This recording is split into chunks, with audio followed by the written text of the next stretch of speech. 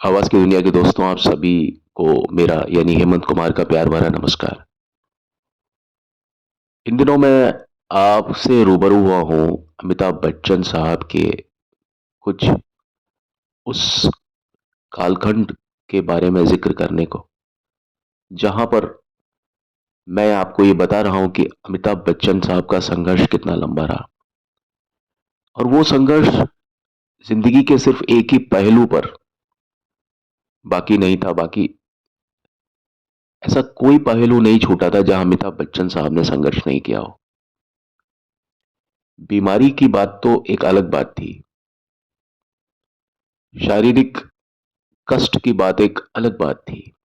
उसके अलावा जिंदगी में इंसान को अपना भविष्य तय करना होता है, और उस चीज के लिए भी अमिताभ बच्चन ने कोई कम पापड़ नहीं बेले थे। आज जो हम बच्चन साहब का कद देखते हैं, कुछ लोग उस चीज से जलते भी हैं, कुछ लोग उस चीज पर ताज्जुब भी करते हैं। लेकिन ये जो उपलब्धि या ये जो बुलंदी अमिताभ बच्चन ने हासिल की, ये कोई एक किस्मत की बात नहीं थी। ये सिर्फ एक लक बाई चांस वाली चीज नहीं थी। अमिताभ बच्चन ने हर उस चीज को कमाया, और बहुत कुछ खोने के बाद में जो उनकी जिंदगी में बहुत कुछ जरूरी था, वो सब जब उन्होंने गवा दिया, उसके बाद में उन्हें ये बुलंदी, ये ऊंचाई मिली। और इस चीज में बच्चन साहब काफी लेट हो चुके थे, क्योंकि उनकी कोशिशें जिस प्रकार, जिस लेवल पर थी, उस कोशिश और उस ट्राइस जो उन्होंने की, उनके एवज में उनकी बुलंदी उन्हें बहुत देर बाद मिल पाई। लगभग 13 फिल्म जो कि फ्लोर पर थी, और वो फिल्म मेरे ख्याल में आज भी उन्हें फ्लॉप ही कहा जाता है। कोई भी व्यक्ति उनका साथ देने को तैयार नहीं था। सभी लोगों ने निराशा और हताशा के साथ अमिताभ बच्चन का नाम जोड़ दिया था। बहरहाल, अमिताभ बच्चन जब फिल्म इंडस्ट्री में आए थे, तो वो जिन शख्स के यहाँ ठहरे, वो उनका एक दोस्त हुआ करता था, एक परिवार जो कि कोलाबा में रहा करता था। तो बच्चन साहब, अमिताभ बच्चन जो कि जिनकी मैं बात कर रहा हूँ, वो अपनी नौकरी से, जो कि शिपयार्ड में काम किया करते थे, वो एक शिपिंग कंपनी में जो कि कलकत्ता में स्थित थी, वहां से वो 4 दिन की छुट्टी लेकर के मुंबई की तरफ निकले। और उससे पहले अमिताभ बच्चन की जो माँ है, उन्होंने, अब वो इस दुनिया में नहीं है, लेकिन जिस समय की मैं बात कर रहा हूँ, वो बहुत पुराना समय था। तो तेजी बच्चन ने अ, इंदिरा गांधी को, जो कि उस समय की तत्कालीन प्रधानमंत्री हुआ करती थी, उनको एक पत्र लिखा, फोन भी किया कि मेरा जो लड़का है, जिसका नाम अमिताभ है, वो फिल्मों में ट्राई करना चाहता है। और तेजी बच्चन, हरिवंश राय बच्चन और इंदिरा गांधी, इन सबकी बहुत गहरी मित्रता थी। तो अमित जब ये बात इंदिरा गांधी तक पहुंची कि भाई अमिताभ बच्चन फिल्मों में ट्राई करने की अ, मत कोशिश करते हैं, तो इंदिरा गांधी ने उनका नाम सुनील दत्त और नरगिस दत्त को रिकमेंड किया। नरगिस दत्त और सुनील दत्त, मुझे कहने की जरूरत नहीं है, उस समय तक फिल्म इंडस्ट्री में एक बहुत बड़ा नाम उनका चल रहा था। महबूब खान की मदर इंडिया में आपने दोनों को देखा होगा। वो जो किस्सा था कि जहां पर पूरा आग लग गई थी सेट पर, और अ, नरगिस दत्त अगर उस समय अ, बचाई नहीं गई होती सुनील दत्त द्वारा, तो नरगिस दत्त बहुत पहले ही इस दुनिया से अलविदा कह चुकी होती।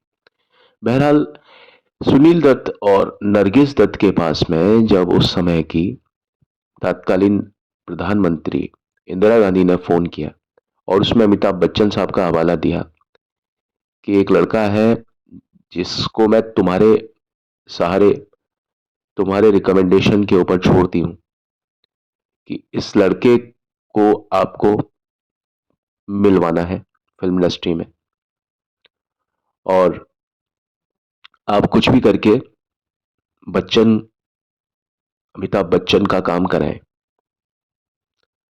तो सुनील दत्त और नरगिस दत्त के संपर्क में इस प्रकार अमिताभ बच्चन का आना हुआ। बच्चन साहब जब सुनील दत्त से मिले तो उन्होंने बच्चन साहब का बहुत ही गर्मजोशी से स्वागत किया। उस समय अमिताभ बच्चन थे ही नहीं। वो एक साधारण कद काठी, हालांकि लंबे बहुत थे वो, लेकिन उनमें कोई स्टार मटेरियल लोगों को नजर नहीं आता था। और अमिताभ बच्चन को इतनी जगह से रिजेक्शन मिला कि उसकी संख्या अनगिनत है। अगर एक आम इंसान को आज की तारीख में 10, 12, 50, 60 अगर रिजेक्शन मिलते हैं, अगर वो 50, 60 जगह से अस्वीकार किया जाता है, तो वो डिप्रेशन में आ सकता है। एक आत्महत्या करना उसके लिए एक छोटी सी बात होगी।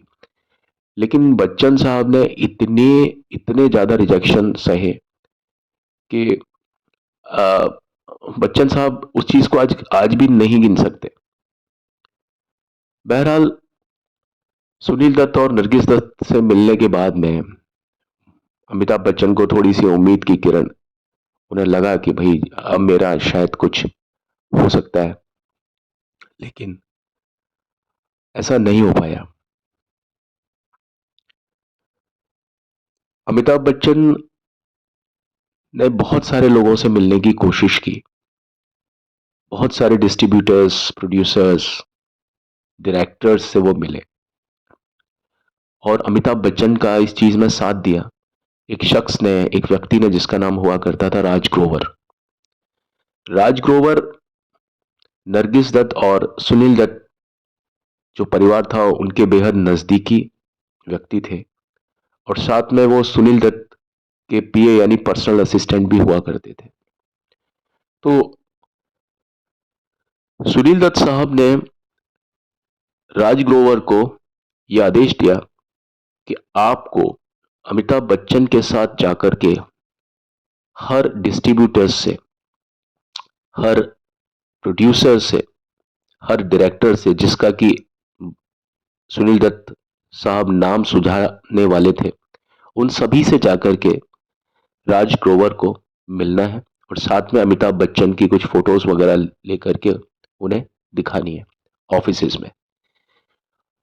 राज ग्रोवर ने इस काम को बखूबी किया और बहुत ही अच्छे तरीके से अंजाम पर बात लेकर के आए।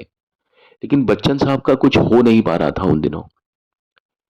लगातार 13 फ्लॉप देने के बाद में बच्चन साहब की उम्मीदें जो थी वो दीवार और जंजीर पर टिकी हुई थी, जो कि अभी रिलीज होना बाकी था, जिनका अभी प्रदर्शित होना बाकी था। और मैं आपको अभी जिस चीज के बारे में बताने के लिए आया हूं वो ये है कि अमिताभ बच्चन का जो सिलेक्शन था, जो उनका चुनाव था फिल्म शोले में, किस प्रकार हुआ। हुआ यूं था कि 1973 की शुरुआत में विजय सिप्पी और जीपी सिप्पी ने अपने निवास पर एक भव्य पार्टी का आयोजन किया। और ये जो पार्टी थी, ये इस बात को तय करने वाली थी कि शोले फिल्म में जो कलाकार हैं, जो किरदार हैं, किसको क्या चीज ऑफर होगी। किरदारों का यहां पर चयन करना एक एक मतलब यहां से किरदारों का चयन करने की प्रक्रिया चालू होगी इस पार्टी से, जो कि 1973 जनवरी में आयोजित की गई। और जिस समय इस पार्टी का आयोजन किया गया, उस समय अमिताभ बच्चन को 102 डिग्री बुखार था। उनका सिर बहुत तेजी से क्या बोलते हैं जब बुखार में हमारी स्थिति होती है क्या ऐसा महसूस होता है 102 डिग्री बुखार पर एक व्यक्ति हो, उसका चेहरा पूरा पसीने से तर-बतर, चेहरा गर्म, मुंह सूखा हुआ।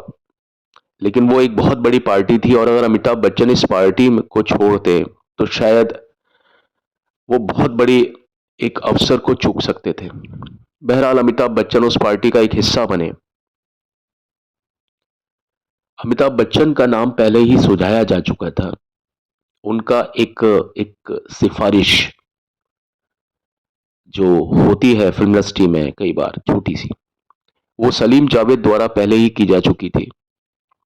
उन्होंने रमेश सिप्पी और जीपी सिप्पी को रिकमेंड किया कि एक नया लड़का है जिसको आप अपनी इस फिल्म में कोई रोल दे सकते हैं। और हमने उनका काम देखा है। फिल्म बॉम्बे टू गोवा में सलीम जावेद ने और सलीम जावेद मतलब सलीम खान, सलमान खान के पिता, और जावेद अख्तर, फरहान अख्तर के पिता, दोनों बहुत मशहूर पटकथा एवं संवाद लेखक रहे हैं। ये मुझे बताने की ज़रूरत नहीं है। तो सलीम खान ने अमिताभ बच्चन का नाम रिकमेंड किया कि आप चाहें तो इस लड़के को ट्राई कर सकते हैं। और सलीम खान से पहले इस चीज़ को जावेद अख्तर बहुत अच्छे तरीके से समझते थे कि अमिताभ बच्चन में कुछ एक एक स्पार्क है, एक पंच है। इस चीज़ को सलीम खान ने भी महसूस किया। ये माना कि बॉम्बे टू गोवा इतना मतलब फिल्म मतलब चल सकती थी, इतना चली नहीं वो। लेकिन अमिताभ बच्चन का जो पूरा मोमेंटम, उसका पूरा मूवमेंट उन्होंने देखा और उसके बाद में जंजीर फिल्म में भी उन्होंने कुछ सीन्स वगैरह देखे थे। इस राइटर, पटकथा लेखक की जो जोड़ी थी, इन्होंने बच्चन साहब को पहले ही महसूस कर लिया था। हालांकि जंजीर फिल्म अभी फ्लोर पर नहीं आई थी। और उसके बाद में अमिताभ बच्चन का जो जो रिकमेंडेशन है, उनकी सिफारिश धर्मेंद्र के मार्फत भी रमेश सिप्पी और जीपी सिप्पी के पास पहुंची थी। उसके बाद में अमिताभ बच्चन इस पार्टी का हिस्सा बने और वो बहुत ज़्यादा पीड़ा में चल रहे थे, बहुत परेशानी थी उनको। जैसा कि मैंने आपको बताया, 102 डिग्री बुखार, चक्कर आना, कमजोरी होना, चेहरे पर पसीना, मुंह पूरा गर्म, सूखा हुआ। फिर भी एक परंपरा होती है कि जब हम किसी पार्टी का हिस्सा होते हैं और ख़ास तौर पर फ़िल्मी पार्टी का, तो हमें बहुत ज़्यादा मुस्कुरा करके, बहुत कैज़ुअली, बहुत आराम सामने वाले को दर्शाना पड़ता है कि हम बहुत ज़्यादा खुश हैं, बहुत ज़्यादा फ्री हैं। क्योंकि जब हम एक पब्लिक के सामने जब आते हैं तो हमें अपना उस दंश को, उस प्राइवेट जो अपना दुख होता है, जो निजी, जो तात्कालीन तात्कालिक जो दिक्कतें होती हैं, उन सबको छुपाना होता है। तो यही कुछ प्रयास बच्चन साहब भी इस समय कर रहे थे। फोटोग्राफर्स उनकी भी फोटोज ले रहे थे और वो पोज दे रहे थे अपने।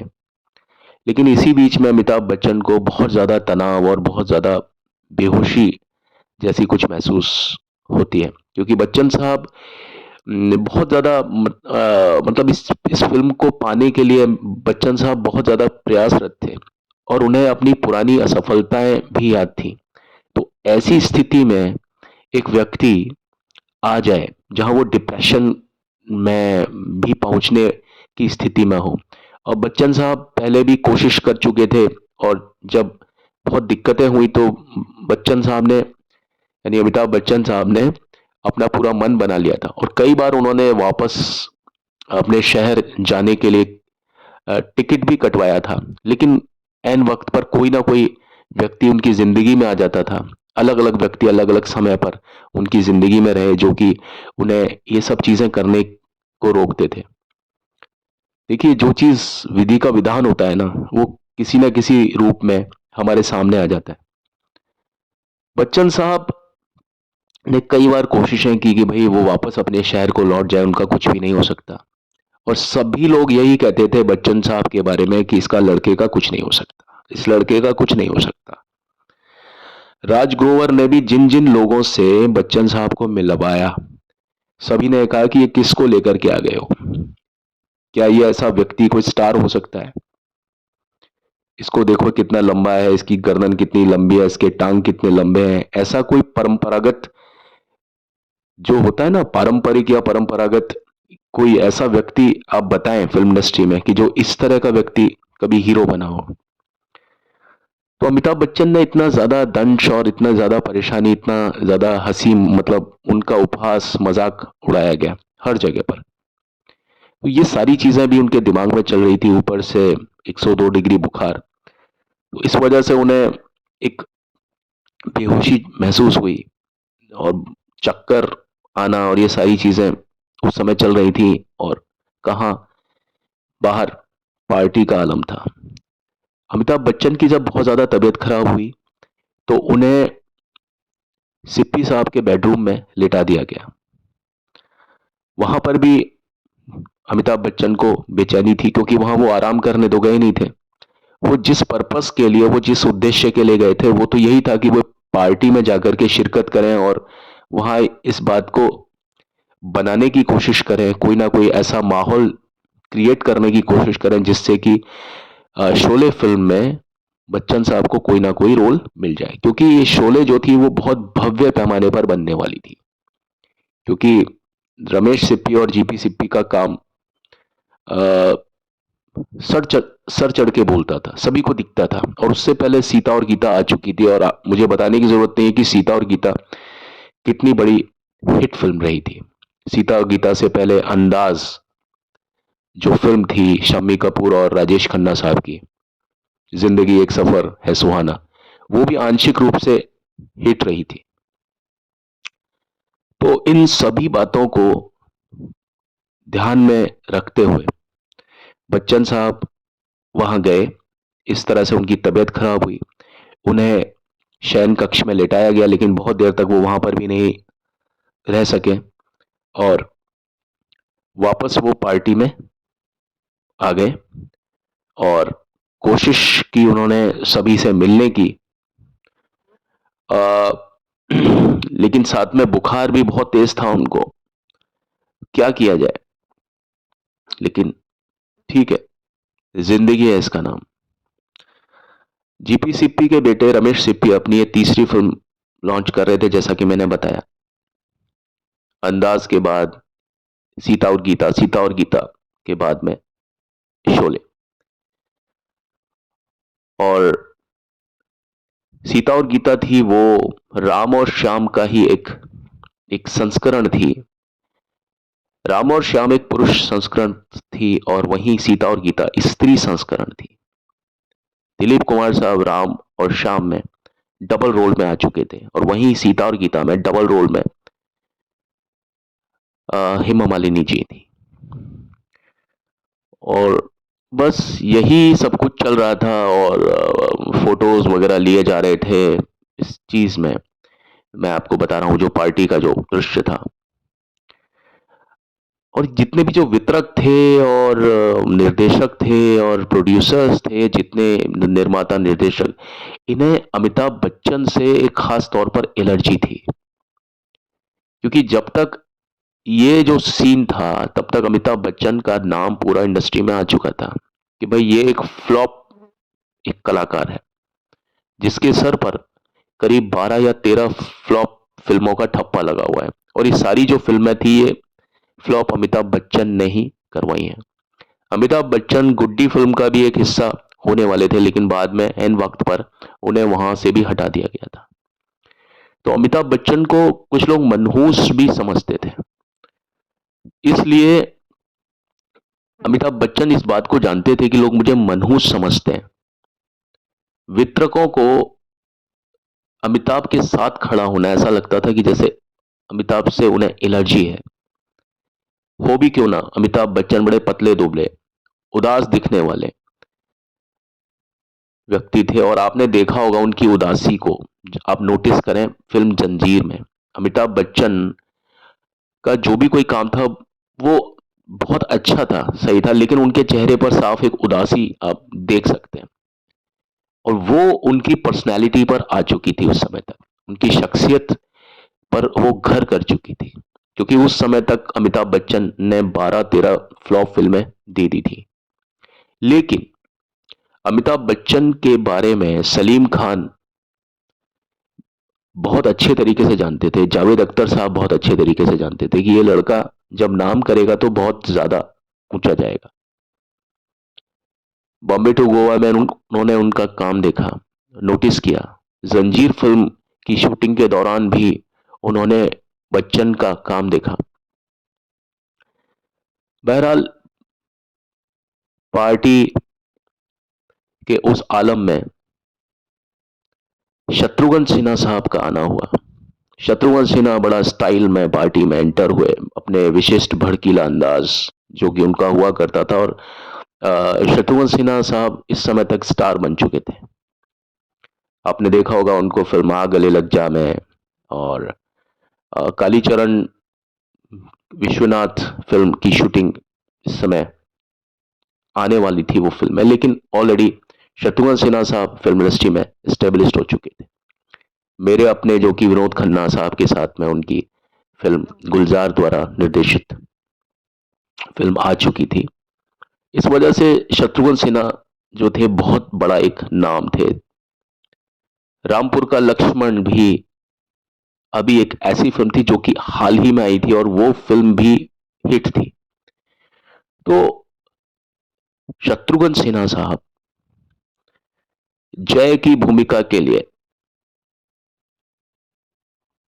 90% या 95% कंसीडर किए जा चुके थे। सभी की निगाहें शत्रुघ्न सिन्हा के ऊपर टिकी थी कि शत्रुघ्न सिन्हा ही जय का जो किरदार है वो फिल्म शोले में निभाएंगे। क्योंकि बच्चन साहब को कोई जानता नहीं था उस समय। हालांकि बच्चन साहब और शत्रुघ्न सिन्हा दोनों बाद में एक समय ऐसा भी आया कि दोनों एक दूसरे के समकालीन थे और इनकी दोस्ती के किस्से भी बहुत अच्छे जबरदस्त परवान पर चढ़े। इसके बारे में मैं एक अलग से वीडियो बना करके आपके समक्ष प्रस्तुत करूंगा। किस प्रकार ये दोनों रूम पार्टनर हुआ करते थे, इनके बीच में क्या क्या किस किस प्रकार की बातें हुआ करती थी। तो शत्रुघ्न सिन्हा जो थे उनकी इमेज फिल्मों में खलनायक के तौर पर थी। आपने अगर देखा हो मेरे अपने फिल्म में छेनू जो बना, तो ये खलनायकी वाला जो एक किरदार था वो शत्रुघ्न सिन्हा बहुत अच्छा निभा रहे थे। क्योंकि उन्हें इस बात का कोई गुरेज नहीं था कि भाई आप उन्हें कोई भी आप उन्हें किरदार दे दीजिए। लेकिन शत्रुघ्न सिन्हा इंक्लाइंड थे किस चीज के लिए? खलनायक के लिए। तो शत्रुघ्न सिन्हा को ये लगा कि भाई मुझे यहाँ पर कोई ना कोई ऐसा कैरेक्टर मिल जाएगा। और आपने देखा होगा कि जय का जो कैरेक्टर है वो भी एक चोर का है। तो खलनायकी वाला जो अंदाज है वो उस कैरेक्टर पर बहुत ज्यादा जम जाएगा। इसलिए भी सबकी निगाहें शत्रुघ्न सिन्हा के ऊपर थी कि भाई शत्रुघ्न सिन्हा ही वो एक कलाकार है जो कि जय की भूमिका को बहुत अच्छे तरीके से अभिनीत कर सकते हैं। सभी लोग शत्रुघ्न सिन्हा के पास में उमड़ पड़े। जैसे ही फ्लैश और लाइट्स वगैरह जली फोटो को शूट करने के लिए और नाम को अनाउंस करने के लिए, तो सिन्हा यानी शत्रुघ्न सिन्हा को सेंटर पर लाया गया। सारे फ्लैश लाइट्स और बल्ब्स उनके ऊपर जले। उन्होंने मुस्कुराते हुए धर्मेंद्र और हेमा मालिनी के साथ में पोज भी दिए। और साथ में जो अमिताभ बच्चन खड़े हुए थे उनको फ्रेम से फिलहाल के लिए बाहर कर दिया गया। अमिताभ बच्चन फ्रेम से बाहर होकर के सारी चीजों को देख रहे थे। जितने भी वहां पर लोग थे जो दर्शकों के तरह जो देख रहे थे इस चीज को, उन्होंने इस पूरी टीम की प्रशंसा की। फ्रेम में अमिताभ बच्चन नहीं थे इस समय। लोगों ने इस टीम पर धर्मेंद्र, हेमा मालिनी और शत्रुघ्न सिन्हा जो थे इसको देख करके जबरदस्त तालियां बजाई। एक डिस्ट्रीब्यूटर था, उसने रमेश सिप्पी के कान में जो फुसफुसाया, जो कि अमिताभ बच्चन ने भी सुना, उसने उस कास्टिंग की बहुत ज्यादा तारीफ करी, कहा कि ये आपकी कास्टिंग है, मुझे बहुत अच्छी लग रही है, लेकिन ये जो लंबा आदमी खड़ा है, ये लंबू खड़ा है, इसके बारे में गलती से भी मत सोच लेना। इस आदमी को इस फिल्म में मत लेना, क्योंकि ये जहां भी जाता है फिल्म को फ्लॉप करवा देता है। बस उस व्यक्ति की बात पर रमेश सिप्पी को सिर्फ एक ही बात समझ में आई कि यहां सिर्फ मुस्कुरा करके रह जाओ, बाकी जो असली काम है वो तो मैं खुद करूंगा ना। अभी सिर्फ सुनो, क्योंकि कास्टिंग अभी, उसके बारे में एक कयास या संभावनाएं चल रही थी, कास्टिंग अभी फाइनल नहीं हुई थी, लेकिन कास्टिंग के बाद में तो बहुत सारी चीजें में उलटफेर हुआ। गब्बर सिंह के रोल को लेकर के, जो रोल ठाकुर ने किया वो पहले धर्मेंद्र करने वाले थे। धर्मेंद्र पूरी तरीके से अड़े हुए थे कि मैं इस फिल्म में ठाकुर का ही रोल करूंगा, लेकिन कोई एक वजह ऐसी थी जिसकी वजह से धर्मेंद्र बहुत जल्दी ही फिर मान गए कि साहब मुझे तो वीरू का ही रोल चाहिए। इसके बारे में मैं आपको वीडियो में, मेरे कल जो मेरा एक अध्याय जो मैं बनाऊंगा, ये सारी बातें मैं उसमें कवर करूंगा। बस मैं आपको यही एक चीज बताने की कोशिश कर रहा हूं कि बच्चन साहब ने जो बुलंदियों को छुआ, जो उन्हें वो सिंहासन मिला जिसमें हम उन्हें शहंशाह कहते हैं, उन्हें सदी का महानायक कहते हैं, ये चीज उनको कोई उपहार में या खैरात में नहीं मिली। पल पल दंश उन्होंने सहा है, बहुत मजाक उड़ाया गया उनका हर चीज को लेकर के। आज जो बहुत बड़े बड़े लोग जो उनकी तारीफें करते हैं ना, उन्हीं लोगों ने अमिताभ बच्चन का सबसे ज्यादा मजाक उड़ाया था।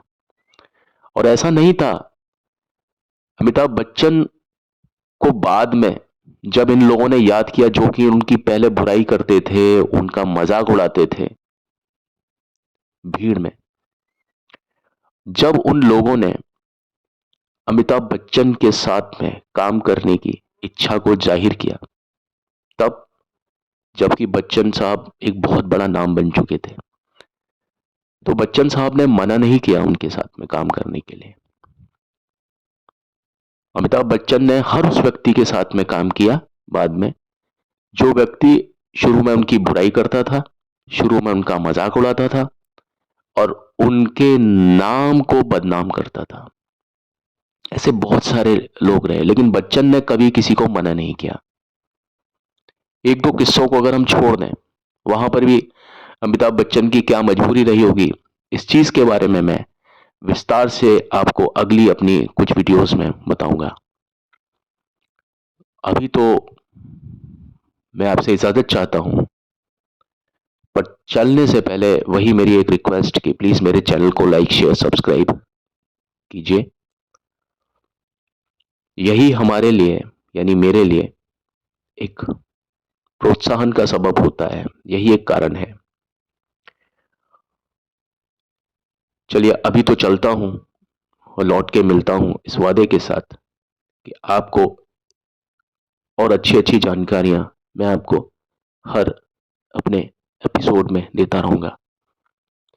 मेरे सामने कोई स्क्रिप्ट नहीं होती है, बस मैं सोच करके ही बोलता हूं, जो मेरे दिमाग में एक खाका बना होता है उसके हिसाब से।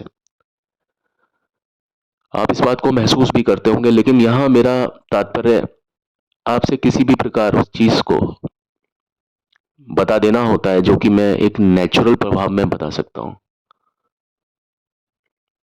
Thank you and have a nice time. God bless all of you.